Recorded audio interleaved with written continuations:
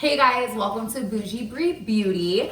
Today's video is going to be a little shorter, but it is going to be a two-part video. In the first part, I'm going to go over my experience using Ulta Shade Finder, which is a feature on their app that's supposed to help you find your shade of concealers, foundations, and such. And now the second part, I am going to go over some tips and tricks of applying false lashes, because if you're like me, you're not into the lash extension craze. I have my reasons. I've tried them. I don't like them. I've talked about some of the reasons in other videos of mine, but I definitely just like to stick with the strip lashes. And another reason is because back when I was doing hair and makeup at Glamour Shots years ago, one of the biggest requests I would get from customers was to apply false lashes because they don't know how to do it themselves. Even my friends would have me apply their false lashes for them. When I was freelancing hair and makeup, that was the biggest thing that people always told me they had trouble with. So I hope this video helps, and I hope you guys learned something, so stick around. So for the first part of this video, I wanted to share my experience with the Shade Finder feature on Ulta's app. I downloaded this feature a couple weeks ago, right before the 21 Days of Beauty sale that started at Ulta. The 21 Days of Beauty sale is a period of 21 days where daily there are different items on sale. They're 50% off. This is a great way to try new products without splurging or to save money on some of your favorite products already. If you've been into Ulta recently, since they've reopened since like the shutdown of like the pandemic, you've noticed that there's no samples. You can't pump anything, spray anything, test anything, like none of that. And that can make it super difficult to find a shade of a new product you've never tried before. So when I found this Shade Finder feature on the app, I thought this is genius. Like this is such a good idea.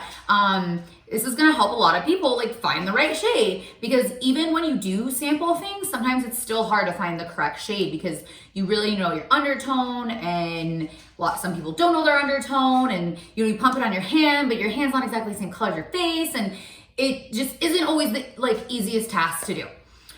So one of the days of the 21 Days of Beauty sale, the Anastasia Beverly Hills Luminous Liquid Foundation was 50% off. And I love Anastasia's brand. I love her eyeshadows. I love her lipsticks. I love her lip glosses, her brow dip, her brow gel. Like I love all of Anastasia's stuff. I do use her stick foundation, but I use a darker color as a cream contour. I've never used it as an actual like full face foundation. So when she released this a while ago, I wanted to try it. I didn't jump on it right away because it is a medium coverage, and I like prefer the full coverage foundation. But now that it was half off, I decided why not? Might as well try it. Not being able to sample something in store, not having used an Anastasia foundation before, I didn't really know what shade I would be. So I used the Ulta Shade Finder app.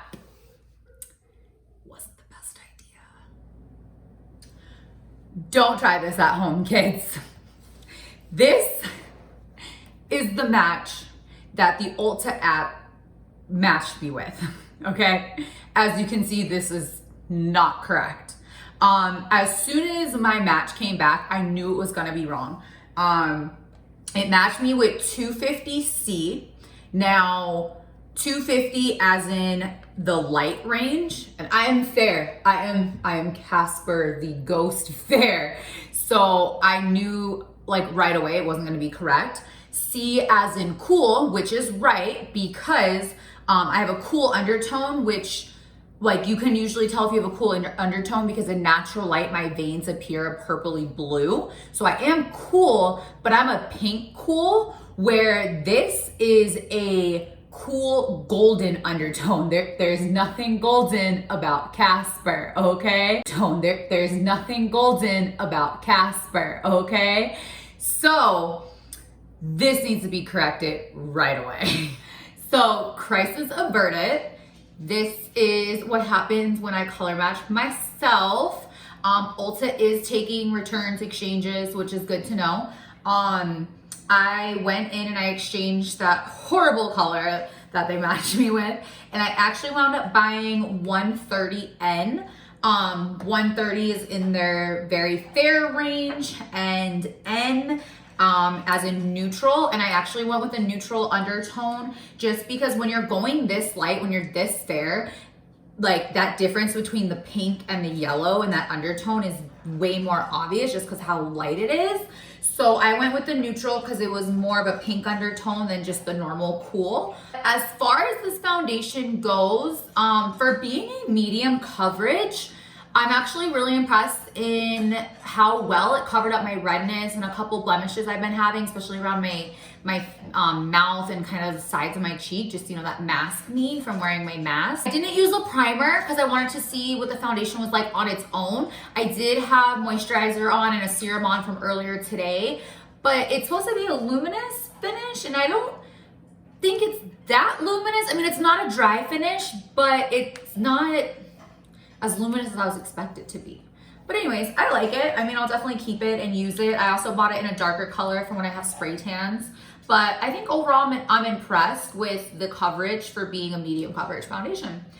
So anyways, we can get on to the second part of this video. Okay guys, so for the second part of this video, I'm going to get into a few tips and tricks for applying strip false lashes. Something like this. I don't do the individual false lashes. I just do the whole strip. I know I look a little crazy right now because I have like dark lips, eyeshadow, and then just like looks like I don't have any eyelashes because my eyelashes are so light. They're like a blondish, reddish. Anyways, so number one, when applying false lashes, use tweezers. I don't know who just tries to use their nails or their fingers or Q-tips or whatever, but just use tweezers, and like real tweezers. Don't use the applicators that come with some of those cheap lashes that have like that curved applicator. I don't know what's going on with that. I've never used it. I don't know how to use it. Just use real, like metal, real tweezers, okay? They are gonna be your friend. Number two, I have used Duo Dark Tone eyelash glue for years. Now the dark tone, this is gonna dry like a dark grayish black. Now, if you wear eyeliner, or even, if you get a little glue on your like real eyelashes, mascara, it's gonna dry dark and it's gonna blend in. If you use the white, the white can kind of doesn't blend in, and then it kind of looks messy, or it sticks, and I just always recommend using the dark. Even if you don't wear eyeliner, I still recommend the dark because you're supposed to apply your lash close enough to your lash line where it blends seamlessly. So you're gonna get some of this glue on your real lashes, on your mascara, whatever. So just use the dark drying. That's my second tip. And three, you have to let the glue dry before applying. You have to let the glue dry before applying. Now that might kind of sound counterintuitive, but what I mean is you cannot apply the glue directly to your strip lash and then your strip lash right on. It's gonna slide, it's gonna smear, it's gonna smudge. It's not gonna stay where you put it right away. After you put your glue on your eyelash, this is something that I don't have an exact time for. I don't say apply lash glue to lashes and wait 30 seconds. My rule of thumb is I apply my lash glue onto my lashes, just a thin layer. You don't need a thick, big glob of glue, just a regular thin layer of lash glue, something like that. Not like a thick, crazy layer. And after you do that, you let them sit and dry. This dark drying glue is gonna darken as it dries. Right now you see it's like a light gray. By the time you go to apply it, it's gonna be more like a dark gray, not quite black yet. And this is gonna allow the glue to become tacky. By the time I go to apply it, it's just gonna like stick like right on. It's not gonna smudge and smear and fly all crazy. I put my lash glue on and then I apply my eyeliner, my mascara. By the time I do that, ready to put my lashes on. So first, eyeliner. Today I am using a gel liner from Tarte. It is Mulberry. It's clay paint liner, they call it. This is kind of like a light, or it's like a dark purple color. Just because I blended out like a darker mauve above my crease today, I decided I didn't want to use black. So I'm just gonna use this darker purple. Let's see. And I'm just using an angled liner brush. Now I'm not gonna do a wing today. I'm just gonna do a line, like just an eyeliner on the bottom of my lash lid. Gel eyeliner can be intimidating just because I feel like it's not as controllable as a like liquid eyeliner, like pen or something along those lines. But once you play with it, it's actually, it's pretty simple. It's not crazy. So just a thinner line. We're gonna go around the other side. Okay, so you know how earlier I told you guys, like when I was doing hair and makeup at Glamour Shots, and it was one of the like top requested things by our clients was to apply false lashes. So it reminds me of this one girl. She was younger. She was doing a boudoir photo shoot for her boyfriend. And she wanted me to, first off, she asked me to do a black lip. And I said, you know, we don't have a black lipstick. We won't do a black lip just because with the flashes and the camera and the lighting, it's just gonna wash out the rest of your face if you have a black lip.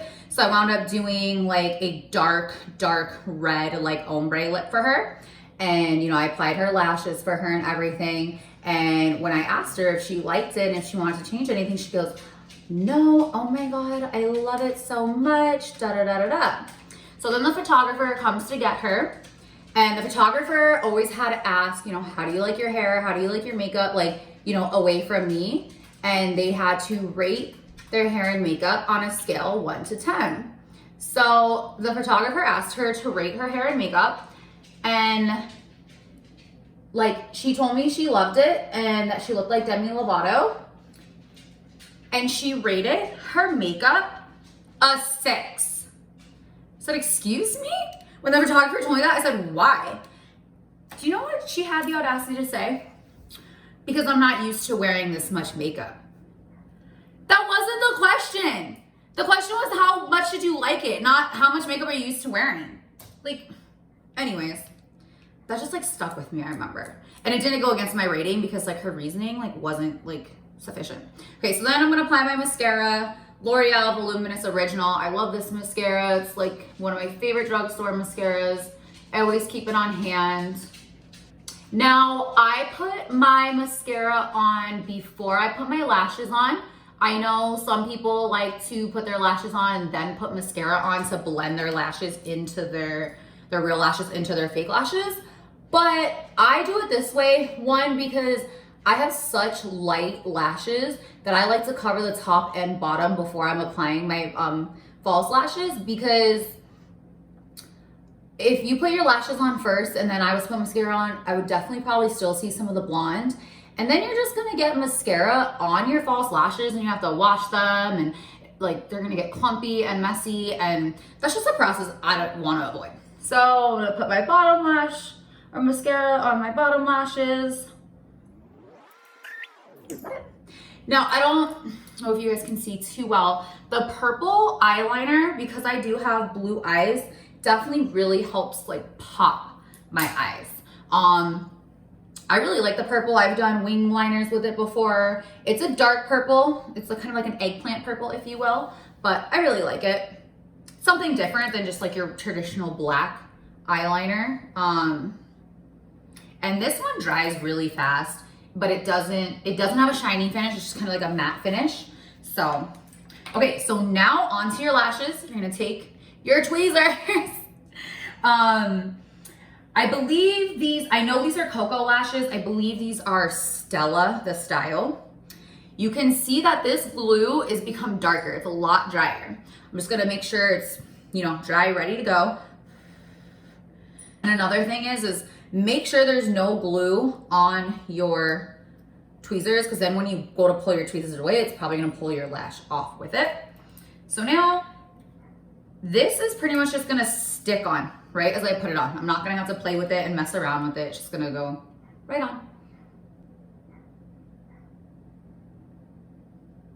Like, I haven't even messed with it or played with it. It's just sticking, just staying.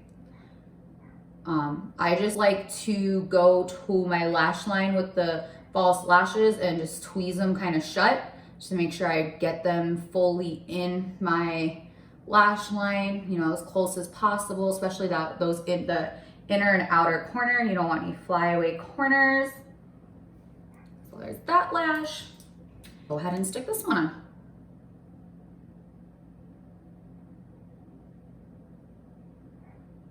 Again, that's just sticking right where I put it. It's not falling, it's not flying, it's not sliding, smudging, smearing.